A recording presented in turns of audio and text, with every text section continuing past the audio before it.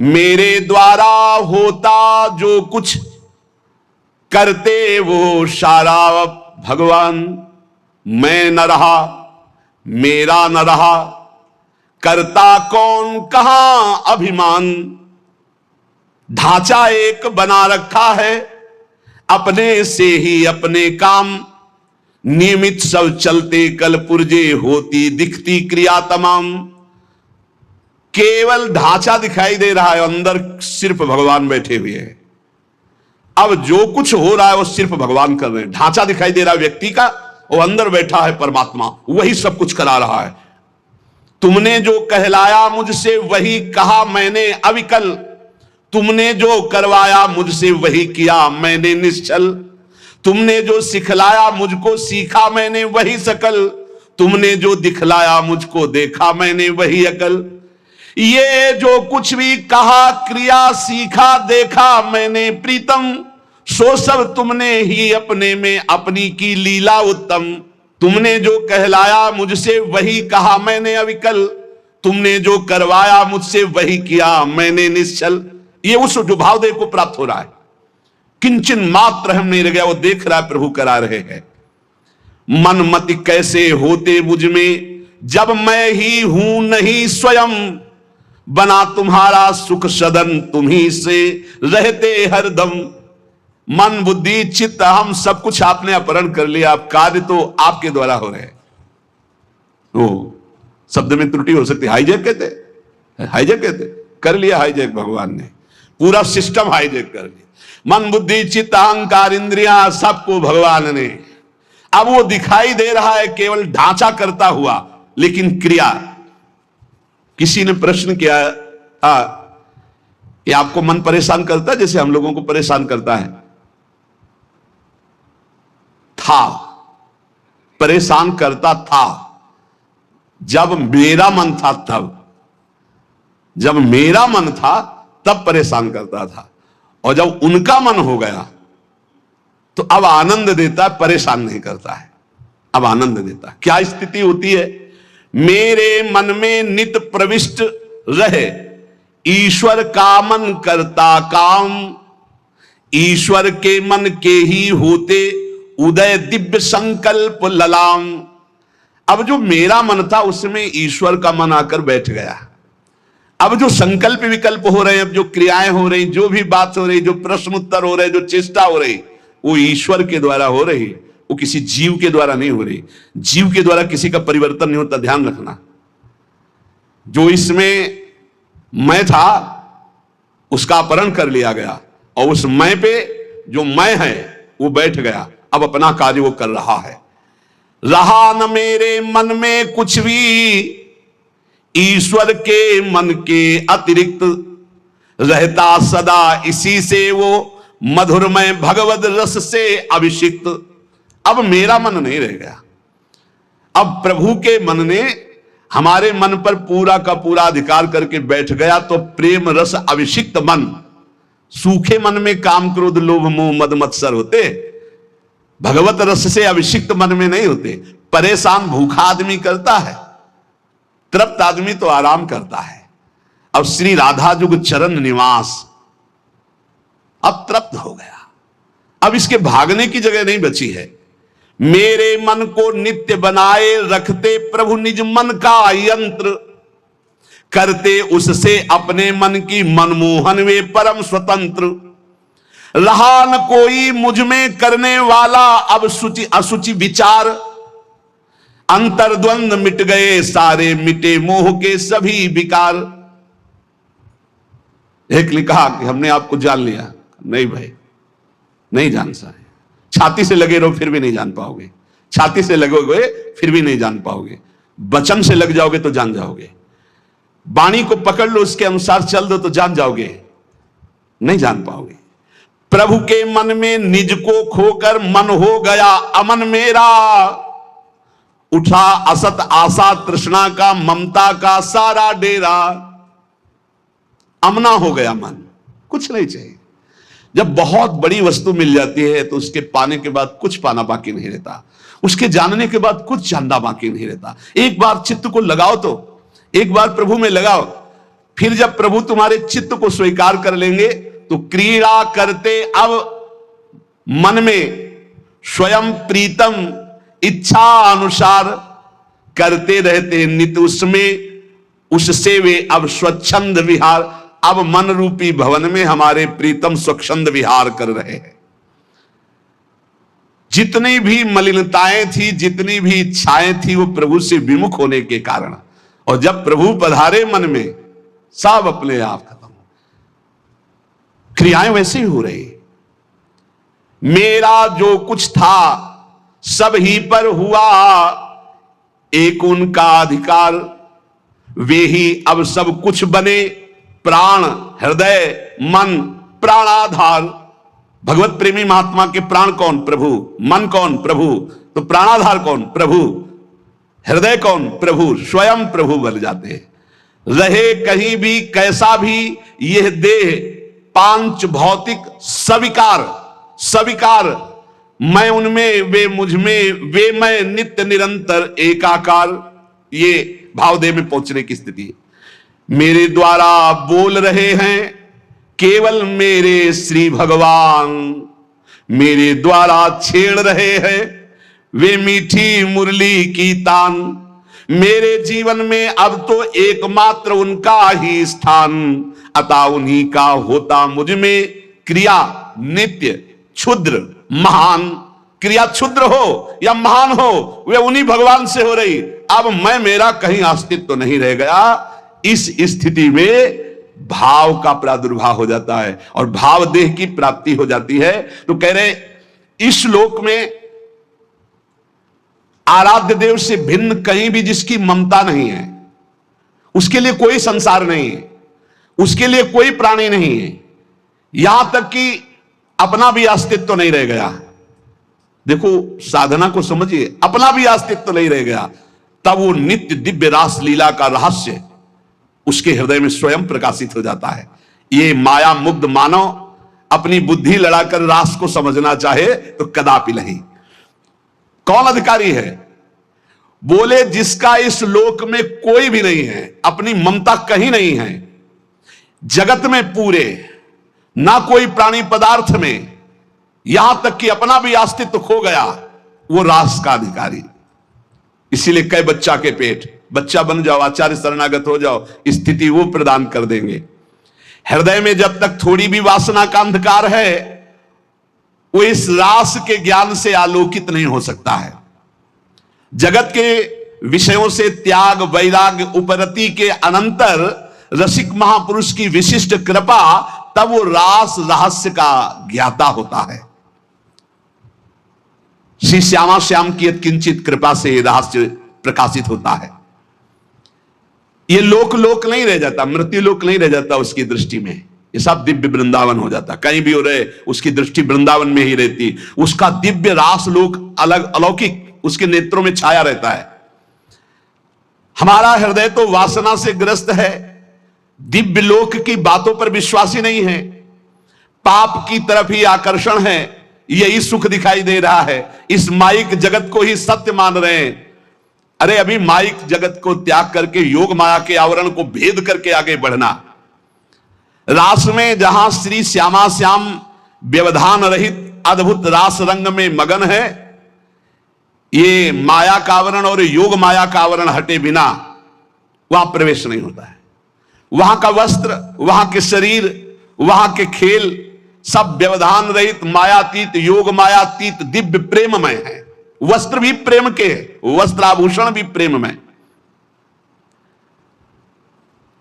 ये नित्य परिकर जो प्रिया प्रीतम का है, इसी के आश्रय से इस परिकर में प्रवेश होता है। ये जो सखियां आई, श्री स्वामी हरिदास जी महाराज, ललिता सखी जी, श्री हरिवंश महाप्रभु हित सजनी जी, ये जो नित्य परिकर है किशोरी किशोर का, इन्हीं की कृपा से इधर सोच बढ़ती नहीं, कल्पना भी नहीं कर सकते आप। संभाव्योपि विरंचि नारद शिवो स्वयं भुवाद्यैर्नया। इतना आवरण माया का है, इसी को भेद पाना बड़ा कठिन है। देखो उस दिन कह रहे थे काल के भी महाकाल जिनकी सेवा में रहते हैं, यहां लिखा है जहां काल के भी महाकाल नित्य कालातीत प्रभु दैन्य भाव लिए हुए विराजमान हैं। दैन्य भाव, यद्यपि सकल लोक चूड़ामणि, दीन अपन को माने, प्रीति की रीति रंगीलो ही जाने। इस खेल में, प्रेम पथ में, रास रस में, माया की गोद में बैठ करके और इसको समझना चाहे, असंभव। बिना ब्रजरज का सेवन किए, बिना ब्रजरज उपासक रसिकों का संग किए हम सोच भी नहीं सकते कैसे रास का क्या स्वरूप है। जब किसी रसिक महापुरुष का आलिंगन प्राप्त हो, आलिंगन का तात्पर्य तुरंत बाहरी भाव में आता है कि वो हमको गले से लगा ले, लेकिन यहां इस आलिंगन की बात नहीं करी, तदात्म की बात, आप में समा गए। कोई रसिक महापुरुष आप पर कृपा करे और हृदय से आपके हृदय का आलिंगन कर ले और आप पूर्ण त्रिभुवन में काम विजयी हो जाएं।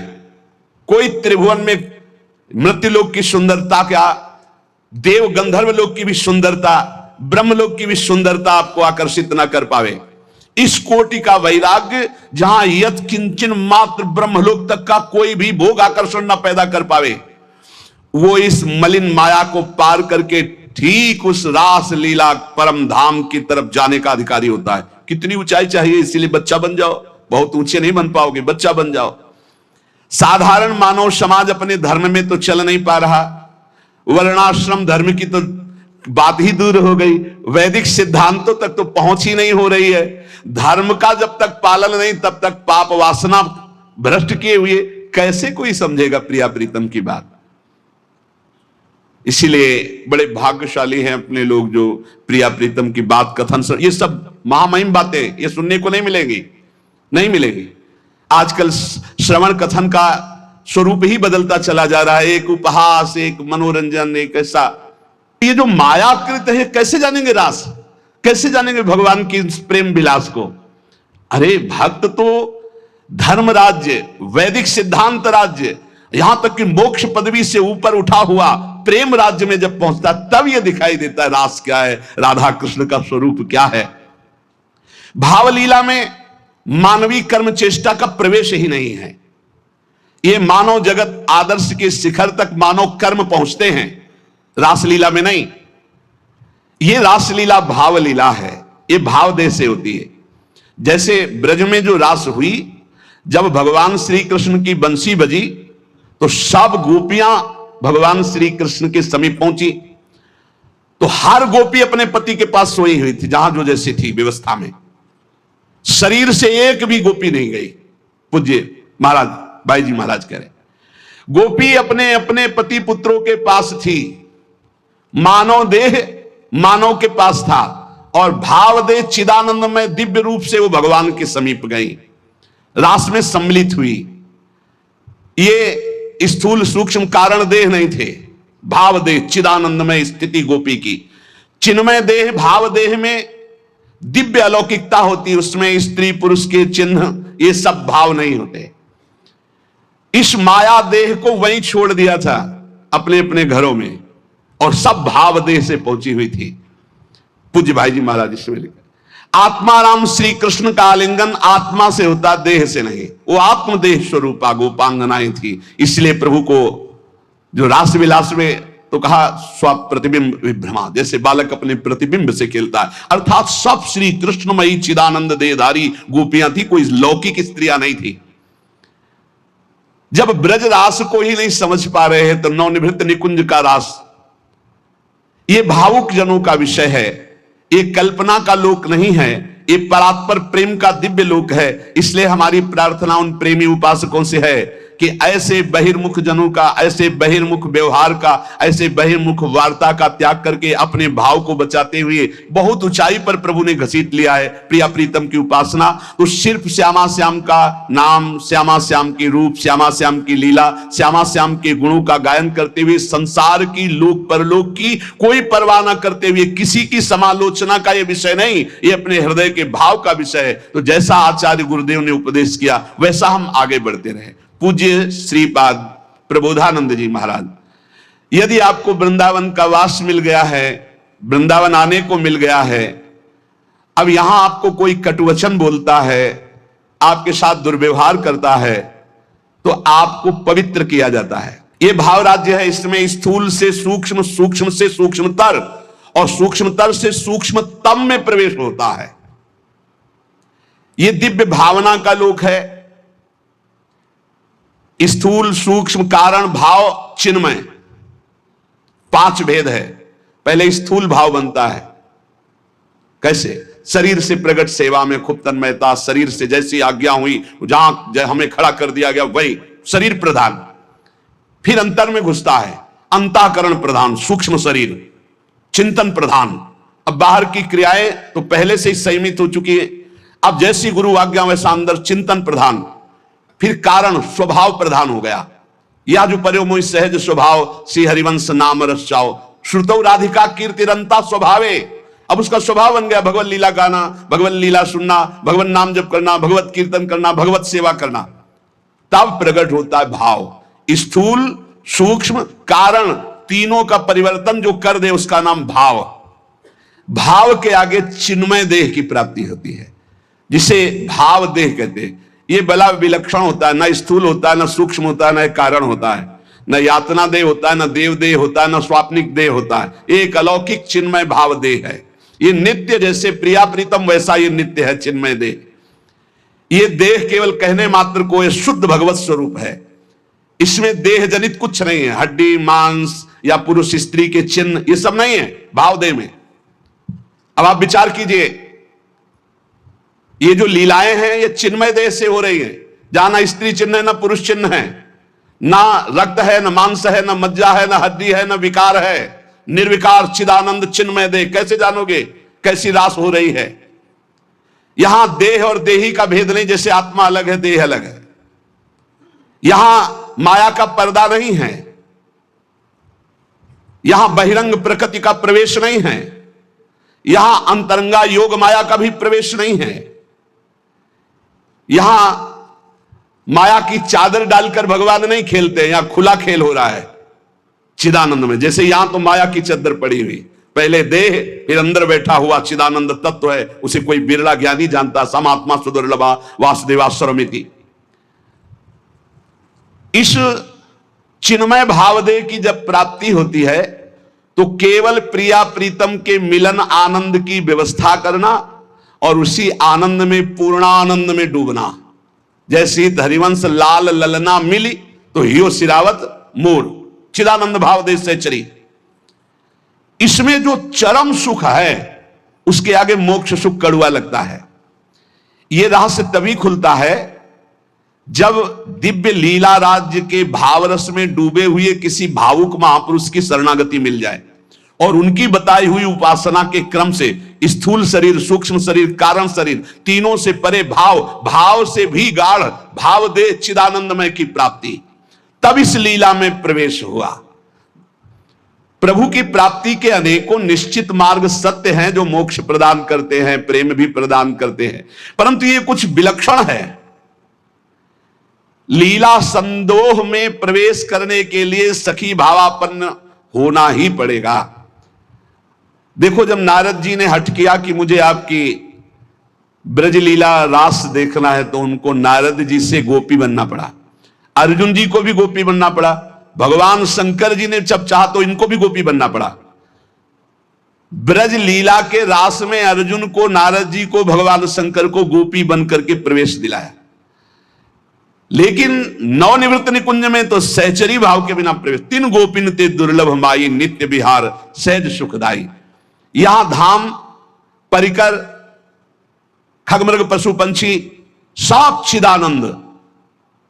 यहां 2 नहीं, सब एक है। प्रिया, लाल, खग, मृग, पशु पंछी, वृंदावन, सहचरिया, सब का सब एक ही परम तत्व, हित, प्रेम। प्रेम, ये प्रेम का वैभव। इस नित्य परिकर में भाव देह से सम्मिलित हुआ जाता है। भाव देह के बिना रास और विलास ये परम गुह्य रहस्य है, इसे कोई नहीं जान सकता। ये तर्कों के द्वारा, विद्वता के द्वारा, शास्त्रों के द्वारा प्रमाणित नहीं किया जा सकता, क्योंकि जितने प्रमाण दोगे सब योग माया के अंतर्गत होंगे। योग मायातीत, पहले तो मायातीत मलिन त्रिगुण माया, सतोगुण, रजोगुण, तमोगुण, फिर इससे भी विशुद्ध जो योग माया है उसके ऊपर जब जाओ तब नवनिवृत्त निकुंज का रस। न लोक संग्रह है, न जगत के प्राणी हैं, न जगत की भावनाएं हैं, न जगत का भोग है। एक अलौकिक दिव्य धाम नवनिभृत निकुंज, जहां एक से भिन्न कुछ भी नहीं, ना लोक, ना जगत, ना प्राणी, ना वस्तु, न सूर्य, न चंद्रमा, न शरीर, सब चिदानंद, सब प्रेममय। वृंदावन प्रेममय, खगन पशु पंछी प्रेममय, यमुना जी प्रेममय, प्रियालाल प्रेम के खिलौना दो खेलत है प्रेम, प्रेम प्रेम प्रेम। और चिदानंद देह को सुन चुके हैं आप, निर्विकार, स्त्री पुरुष चिन्हों से रहित, चिदानंदमय देह तुम्हारी, विगत विकार जान अधिकारी। नित्य दिव्य रसमयी रासलीला का रहस्य ये माया मुग्ध मानव किसी भी तरह से नहीं जान सकता। हृदय में जब तक कोई भी वासना है तब तक प्रियालाल को कोई नहीं जान सकता। कल एक प्रश्नकर्ता ने प्रश्न किया कि हम प्राय बहुत महापुरुषों को देखें कि बहुत बुरा कष्ट भोगना पड़ता है संतों को, ऐसा क्यों? बड़े बड़े पापी हैं ऐसे, उनको कुछ नहीं कष्ट होता, और संत जो भजन कर रहे हैं उनको बहुत ही कष्ट होता है, ऐसा क्यों होता है? ऐसा इसलिए होता है, उसके दो कारण होते हैं।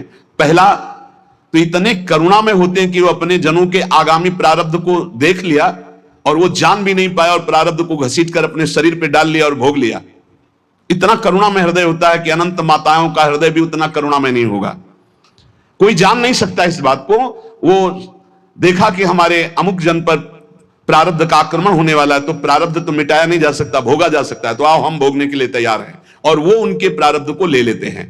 दूसरा, अनंत जन्मों का हिसाब बराबर होना है, भगवत प्राप्ति होनी है। अब आखिरी जन्म है तो जो हिसाब है अनंत जन्मों का, पहाड़ का पहाड़ जमा था, छोटा छोटा भोग भोगते हुए, तो उनको लगता है कि जो संत महात्मा उनको बहुत कष्ट है। बिल्कुल कष्ट नहीं है, केवल प्रारब्ध भोग की लीला। वो दो प्रकार की, एक करुणा करके अपने जनों के प्रारब्ध को ले लेना, एक दूसरा अपने अनंत जन्मों के प्रारब्ध को भोग कर पवित्र होकर भगवान के धाम जाना।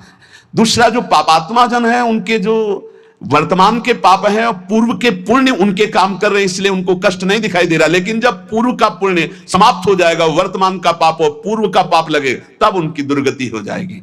तो ऐसे ही जब हम धाम में या नाम जपने में या भक्ति में चलते हैं तो लोग हमारा उपहास करते हैं, लोग हमें कटु वचन बोलते हैं, उनको द्वेष होता है भक्तों से, वो निंदा करते हैं। तो दुर्वाच्यान सहस्त्रशा परिभवान नीचै कृतान कोटिशो, करोड़ों प्रकार से कोई हमें दुर्वचन कहे तो भी हमको चुप रहना है।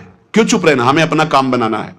वो दुर्वचन बोलेगा, हमारे पाप नष्ट हो जाएंगे, हृदय में जलन होगी ना तो हमारा हृदय पवित्र होगा। हृदय भगवान के लिए सुंदर महल है, सुंदर निकुंज है। नारायण या गौर श्याम को हृदय निकुंज बसइए। बहुत कूड़ा करकट जमा कर लिया गलती करके, उसका नाश होगा। दुर्वाच्यान सहस्त्रशा परिभवान नीचै कृतान कोटिशो, नीच पुरुष द्वारा करोड़ करोड़ प्रकार से तुम्हें कष्ट दिया जाए, गाली दे रहे हैं, निंदा कर रहे हैं, उपहास कर रहे हैं, ऐसा व्यवहार कर रहे हैं जो हृदय को जला रहा है, सह जाना, पलट कर जवाब मत देना। बहुत जल्दी तुम्हारा हृदय पवित्र हो जाएगा और तुम सदा सदा के लिए सुखी हो जाओगे, और वो जो बोल रहा है वो दुखी हो जाएगा। उमा क्षमा सापहुते भारी, तुम चुप रहो, मत बोलो।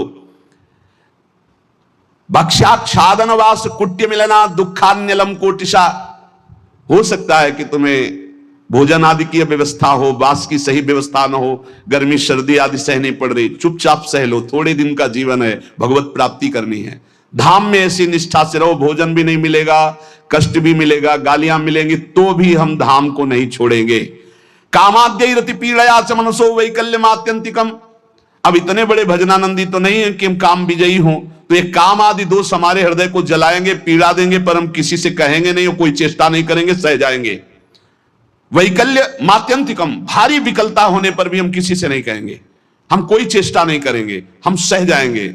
ये सोढ़्वापि वसंत के विपने कृष्णस्य तेभ्यो नमः, जो ऐसे श्री राधा और कृष्ण के केल विलास युक्त महल वृंदावन में वास करते, सब कुछ सहते हुए श्रीपाद कहते मैं उनको नमस्कार करता हूं।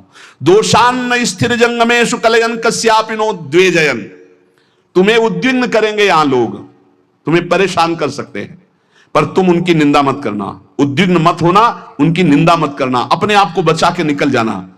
ये मानो परमार्थ में आगे बढ़ने के लिए जरूरी है ये बात। दोषान न स्थिर जंगमेशु, यहां किसी भी जड़ चैतन्य में दोष दर्शन न होने पावे। यद्यपि वो तुम्हें उद्वेग प्रदान करेंगे, भगवत पार्षद हैं, प्रेरित होकर आएंगे, तुम्हें ऐसे वचन बोलेंगे, ऐसी चेष्टा करेंगे, ऐसे उद्वेग प्रदान करेंगे, पर तुम उद्वेग मत कर। किंचित दयत्न लब्ध मितभुक चित्ते पिन स्त्रीक्षणा।